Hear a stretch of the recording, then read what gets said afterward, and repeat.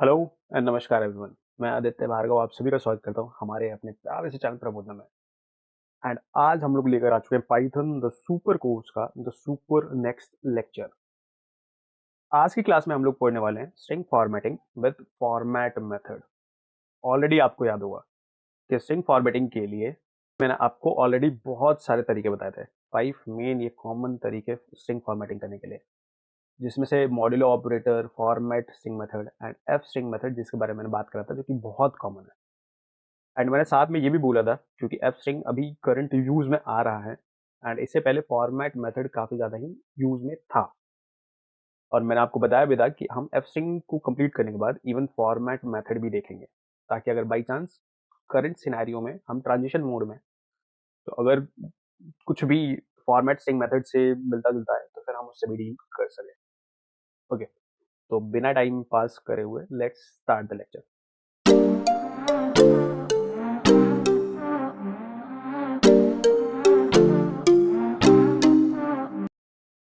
आपको याद होगा एफ स्ट्रिंग मेथड जो है, इसके लिए हम लोगों ने पढ़ा था कि किस तरीके से हम लोग एफ स्ट्रिंग मेथड को यूज करते हैं। एंड आपको सिंटैक्स आपको याद होगा ऑफ कोर्स, जिसमें मैंने बताया था कि हम लोग एफ स्ट्रिंग मेथड को यूज करने के लिए जो एफ कीवर्ड है, आइदर इन स्मॉल लेटर्स और कैपिटल लेटर्स, हम लोग पहले मेंशन कर लेते हैं।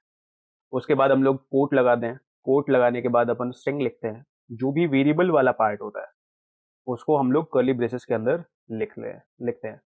एंड उसके बाद अगर बाई चांस बाद में आगे जाके कोई स्ट्रिंग बच रहा है तो हम उसको वहाँ कंप्लीट कर दें, फिर कोड को एंड कर देते हैं। और इस तरीके से एफ स्ट्रिंग मेथड से और एफ स्ट्रिंग मेथड की मदद से हम लोग स्ट्रिंग फॉर्मेटिंग करते हैं। ऑफ कोर्स फॉर्मेट मेथड भी बिल्कुल मिलता जुलता है, क्योंकि आपने एफ स्ट्रिंग मेथड आपने देख लिया है तो फिर आप आराम से फॉर्मेट मेथड समझ सकते हो। Format method and F string method में जो चीज़ थोड़ा सा डिफर है वो ये, यहाँ पर हम लोग एफ कीवर्ड लिखते हैं डबल कोट स्टार्ट करने से पहले, बट यहाँ पे नहीं लिखते। तो यहाँ पे क्या करते हैं, यहाँ पे हम लोग क्या करते हैं, डॉट फॉर्मेट लिखते हैं। अब ये डॉट फॉर्मेट का क्या मीनिंग है? डॉट फॉर्मेट इसलिए ताकि हम स्ट्रिंग को बता सकें कि भाई हम फॉर्मेटिंग कर रहे हैं। ध्यान रखना है कि इसमें क्या सिस्टम है कि हमने जो भी स्ट्रिंग लिखना था वो स्ट्रिंग लिख लिया हमने, एंड स्ट्रिंग को लिखने के बाद डॉट लगाया एंड उसके बाद फॉर्मेट लिखा। एंड जो भी ऑब्जेक्ट है, जो भी वेरिएबल है, जो भी इंडेक्स और की है जिसके ऊपर हमें फॉर्मेटिंग करनी है, उसको यहाँ पर हम मेंशन करेंगे इन पैरेंथेसिस के अंदर। तो हल्का सा ही डिफरेंस है, आप देख सकते हैं। यहाँ पर हमें एफ लिटरल और एफ कीवर्ड यूज करना होता है, जबकि हम एफ कीवर्ड ना यूज करके हम लोग फॉर्मेट डॉट फॉर्मेट लिखते हैं। एंड फॉर्मेट के बाद पैरेंथेसिस लगा दें, जिस पैरेंथेसिस के अंदर हम वो ऑब्जेक्ट, वो पाइथन का ऑब्जेक्ट मेंशन कर दें जिसको लेकर हमें फॉर्मेटिंग करनी होती है। ओके, एंड ये सारे के सारे आपको याद होंगे ही। ये जो आपने फॉर्मेट स्पेसिफिकेशंस आपने जो देखा था एफ स्ट्रिंग में, सेम फॉर्मेट स्पेसिफिकेशंस हम यहाँ भी यूज करेंगे। यूज करने का बिल्कुल तरीका सेम रहेगा। कॉलन लगाएंगे, कॉलन लगाने के बाद ही फॉर्मेट स्पेसिफिकेशंस को मेंशन करेंगे। यहाँ भी आप देख सकते हो कि जो भी वेरिएबल होगा उसको, या जो भी पाइथन ऑब्जेक्ट होगा उसको हम लोग कर्ली ब्रेस के अंदर ही लिखेंगे। ऑफ कोर्स तो सिमिलैरिटी बहुत ज़्यादा है ना। बस अंतर बस हल्का सा यही है कि यहाँ पर हमें एफ कीवर्ड लिखना है, यहाँ पर हमें एफ कीवर्ड ना लिख के डॉट फॉर्मेट एंड उसके बाद पैरेंथेसिस के अंदर वो ऑब्जेक्ट लिखना है जिसके ऊपर फॉर्मेटिंग करनी है। ओके, तो एक दो एग्जांपल्स देखते हैं एंड उससे आपको आइडिया लग जाएगा फॉर्मेट मेथड किस तरीके से यूज करते हैं। ये अभी आ चुके हम अपने आइडियली शेल के अंदर, एंड इसी शेल के अंदर हम लोग कुछ चीज़ों के ऊपर फॉर्मेटिंग करने वाले हैं। For example let us suppose हमने सम एज ले लिया एंड एज इक्वल्स टू 10, ऐसा कुछ। और उसके बाद मैं प्रिंट कर रहा हूँ he is, very sorry, he is, and एक बच्चे का नाम लिखेंगे हम यहाँ पे। और उसके बाद हिज एज इज, एंड उसकी एज यहाँ पर हम लोग मेंशन करने वाले हैं। और उसके बाद हम लोगों ने फुल स्टॉप लगाया, स्ट्रिंग एंड कर दी। अगर हमें यही चीज एफ स्ट्रिंग मेथड से करना होता, यहाँ के ये जो दो कर्ली ब्रेसेस हैं इनके अंदर अगर हमें वेरिएबल्स इंट्रोड्यूस करने होते, तो तरीका क्या रहता कि हमें पहले एफ लगाना पड़ता एंड उसके बाद हमें अंदर में variables and their format specifications mention करने होते। बट क्योंकि फॉर्मेट मेथड्स हम करने वाले हैं तो हम यहाँ पे क्या करेंगे, डॉट फॉर्मेट लगाएंगे। ओके, हम चाहते हैं कि यहाँ जो ही इज के बाद जो कर्ली ब्रेस है इसके अंदर नाम आए, और उसके लिए हम लोग क्या लिखेंगे, लेट अस सपोज कि वो लड़के का नाम जो है वो राम है, तो ही इज राम, कॉमा लगाया, एंड जो सेकंड कर्ली ब्रेस है उसके अंदर हम चाहते हैं एज जो लिखा हुआ है हमने वो एज आ जाए, तो हमने एज लगा दिया।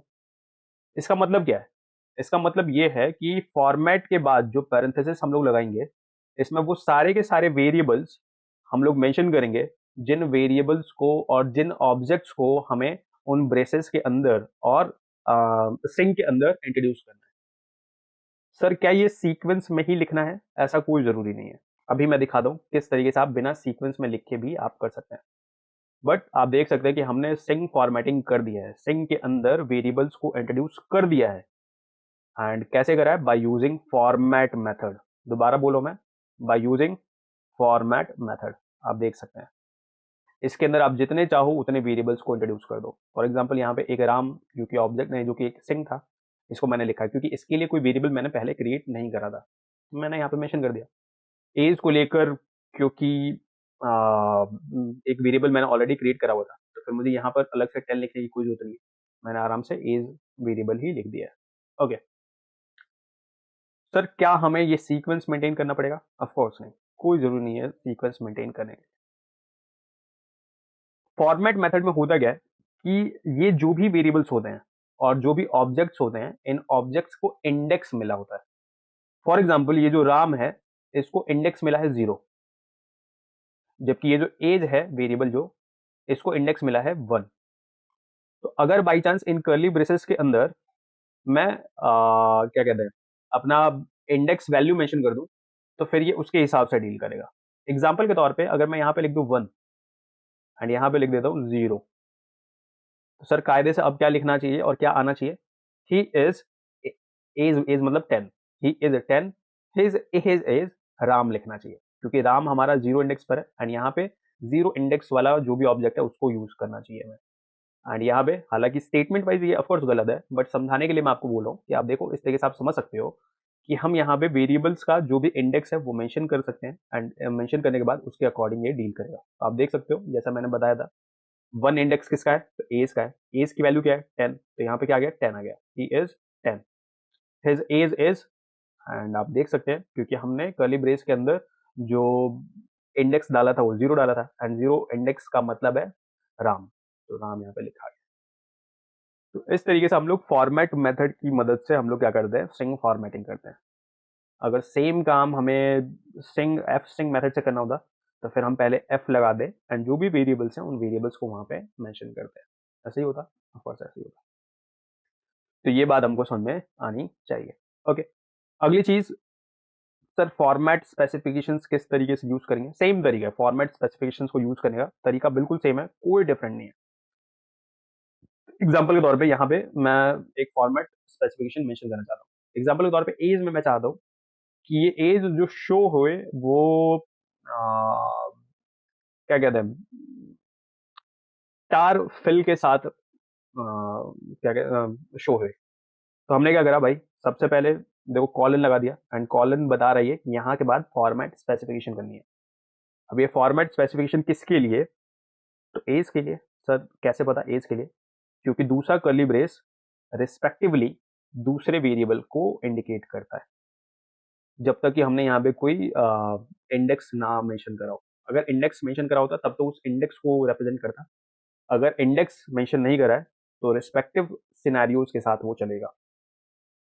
एंड अभी हम लोग फॉर्मेट स्पेसिफिकेशन कैसे कर सकते हैं, सबसे पहले एज क्योंकि 2 डिजिट का नंबर है तो हम क्या करने वाले हैं यहाँ पे 5 विड्थ दे देते हैं।